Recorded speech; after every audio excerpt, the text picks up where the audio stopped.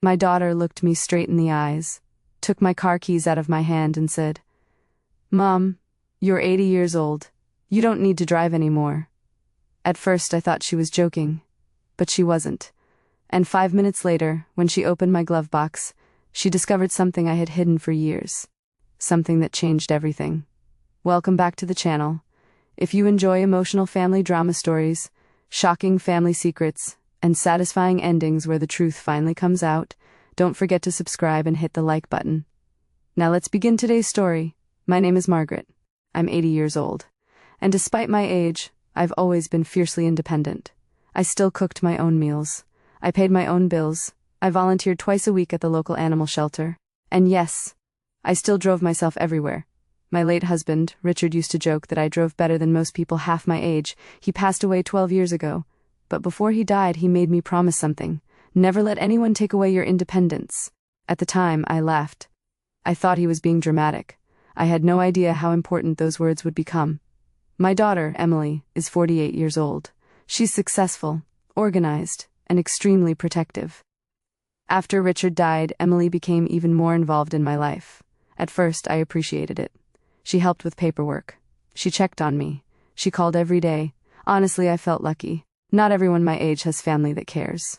But over the years, something changed. Emily stopped asking and started deciding. She decided what groceries I needed. She decided when I should visit the doctor. She decided which clothes I should donate. And little by little, she started treating me less like her mother and more like her responsibility. At first, I ignored it because I knew she loved me. But love and control aren't always the same thing. The first argument happened when she wanted me to sell my house. "Mom, the stairs are dangerous. Mom, this house is too big. Mom, you should move into assisted living." I refused. Not because I was stubborn. Because this house held memories. It was where Richard and I raised our family, where we celebrated birthdays, where we cried after losses, and where I still felt closest to him. Emily didn't understand. Or maybe she didn't want to.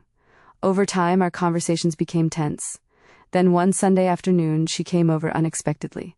I had just returned from volunteering. I was tired but happy. Then she looked at my car parked outside, and immediately frowned. "Mom, you drove today?" I smiled. "Of course." She sighed dramatically. "Mom, this isn't safe anymore." I laughed. "Emily, I've never had an accident. Not one." But she wasn't listening. She had already made up her mind. The next several weeks became exhausting. Every conversation somehow returned to the same subject. The house, the car, my age. It felt like my entire identity had been reduced to one number. 80, not Margaret, not Mom, not Grandma, just 80. Then one evening, my grandson Tyler came over. He's 22 and currently studying engineering. Unlike Emily, he never treated me differently. We spent 2 hours playing cards and laughing. Before leaving, he hugged me and said something beautiful. "Grandma, you're still the coolest person I know." I laughed. "Even cooler than your girlfriend?" He smiled. Don't tell her I said this, but yes. Those words warmed my heart. Because Tyler saw me, not my age, me. Unfortunately, not everyone did. 3 days later, Emily invited herself over again. This time, she seemed strangely determined. She sat down at the kitchen table and folded her arms. "Mom, we need to talk." Whenever someone starts a sentence like that, nothing good follows. Then she said it. "I spoke with your doctor." I blinked. "My doctor?" She nodded. "He agrees that driving at your age isn't ideal." Something inside me tightened. I never gave permission for that conversation. Emily sighed. "I'm trying to protect you." "No," I quietly replied. "You're trying to control me." For the first time in years, we raised our voices. Neither of us listened. Neither of us backed down. Finally, she stood up and said something that broke my heart. "Mom, maybe you don't know what's best anymore." Those words hurt more than she realized. Because after 80 years of living, after raising children, after surviving loss, after building a family, my own daughter was questioning my ability to make decisions. I went to bed that night in tears. Not because I feared losing my car, but because I feared losing my dignity. The next morning, I walked outside and froze. My car keys were gone.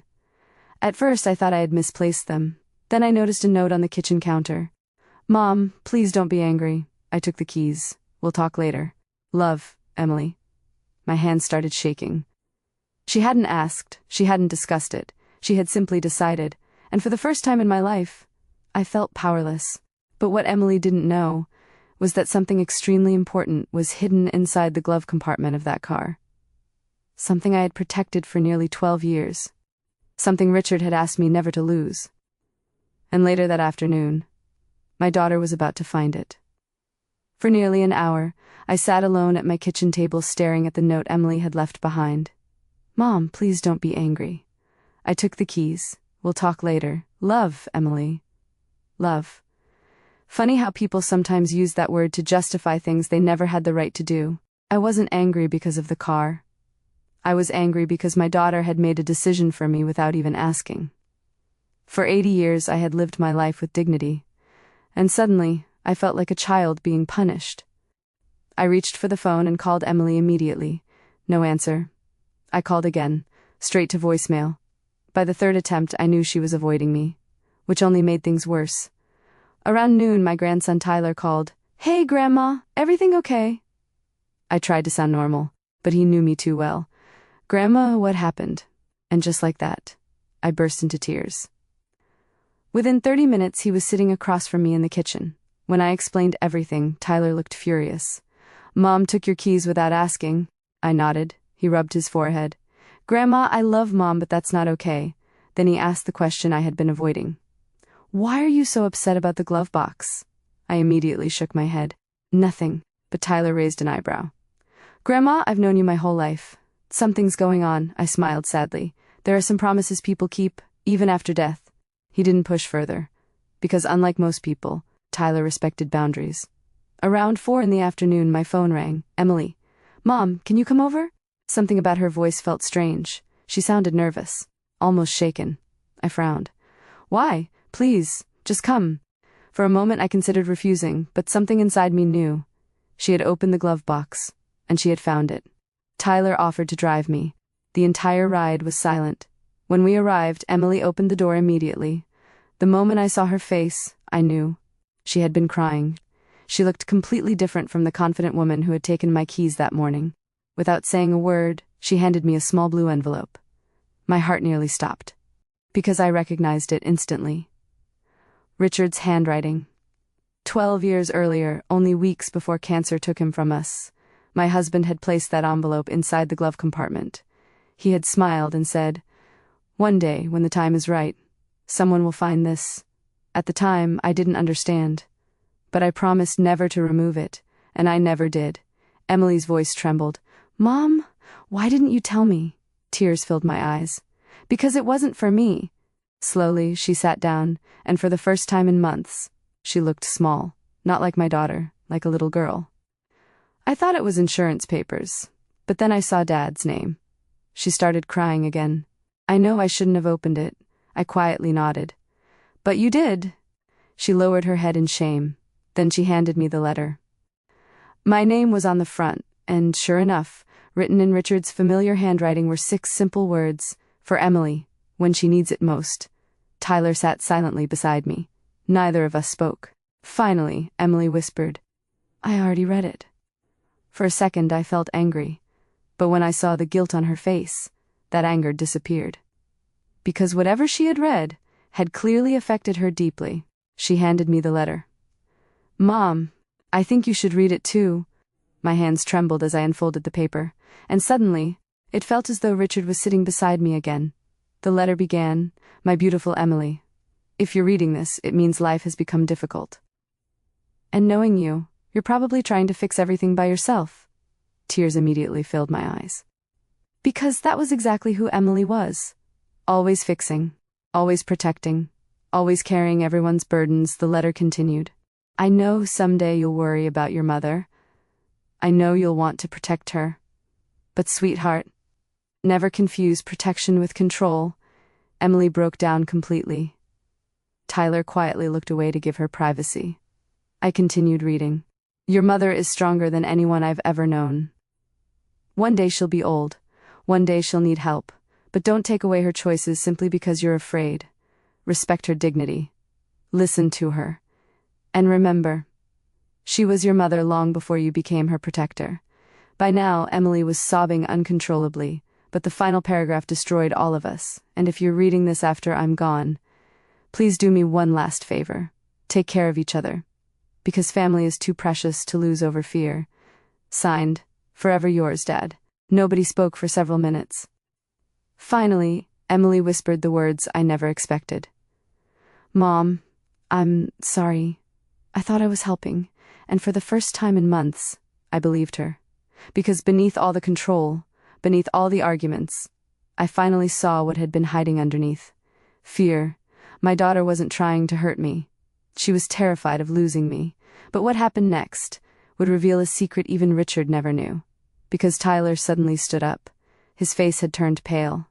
And when he looked at me, he said something that changed everything. Grandma, I think Mom had a reason for being so afraid. And the truth he revealed next would leave all of us speechless. The room fell silent. Emily's tears hadn't even dried yet when Tyler slowly sat back down. His face was pale, and suddenly I noticed something strange. He looked nervous. Very nervous. I frowned. Tyler? He glanced toward his mother. Mom, maybe you should tell Grandma. Emily immediately shook her head. No. Tyler sighed heavily. Mom, she deserves to know. My heart started beating faster. What are you two talking about? Emily wiped her tears. It's nothing. But Tyler gently interrupted. No, Mom, it isn't nothing. Then he looked at me. And the next words out of his mouth made my stomach tighten. Grandma, Mom's been having panic attacks. I blinked. Panic attacks? Emily immediately covered her face. Tyler, but he reached for her hand. You've been hiding it for 2 years. My daughter began crying again, and suddenly everything started making sense. The constant worry, the need to control everything, the fear, the sleepless phone calls. It wasn't just about me. She was struggling too. Finally, Emily whispered, After Dad died, I thought I handled it, but I didn't. She took a deep breath. Then 2 years ago, one of my closest friends lost her mother in a car accident. Her voice trembled. And ever since then, I've been terrified. Terrified every time you leave the house. Terrified every time you don't answer your phone. Terrified that one day I'll lose you too. My heart broke. Because suddenly, I wasn't looking at a controlling daughter.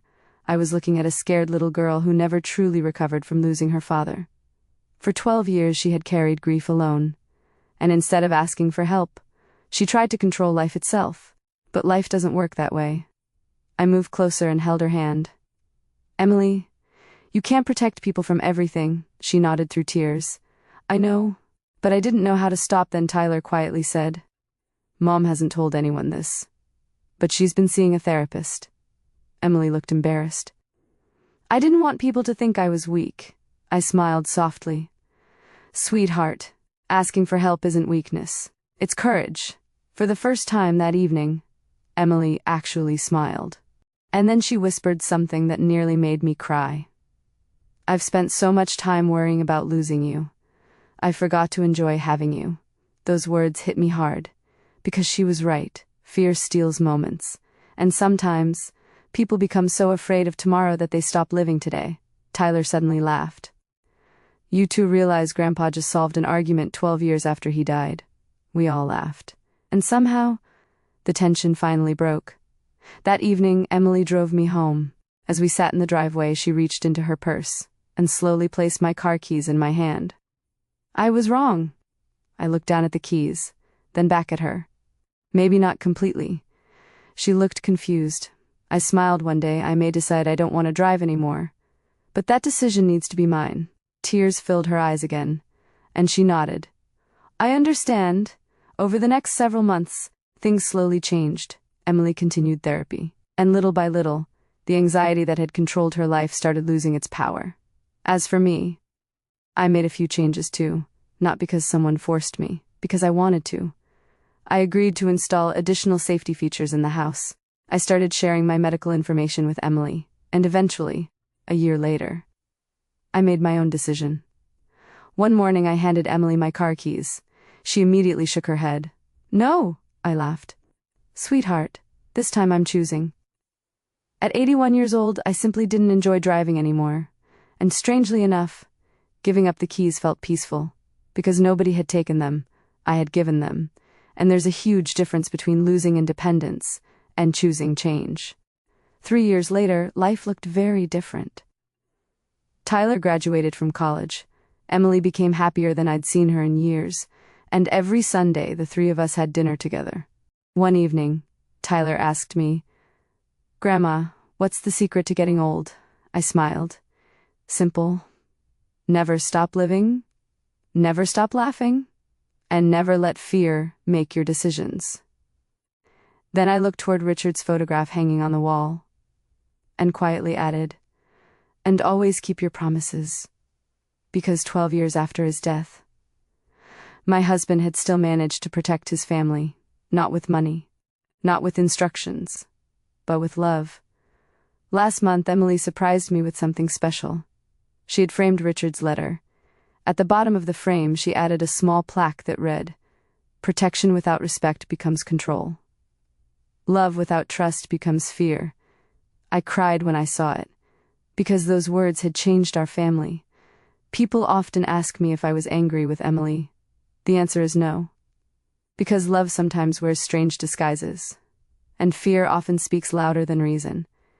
My daughter didn't take my keys because she stopped loving me. She took them because she loved me so much. She forgot that I was still me. And if this story taught me anything, it's this: growing older doesn't mean losing your dignity. And loving someone doesn't give you the right to make their choices for them.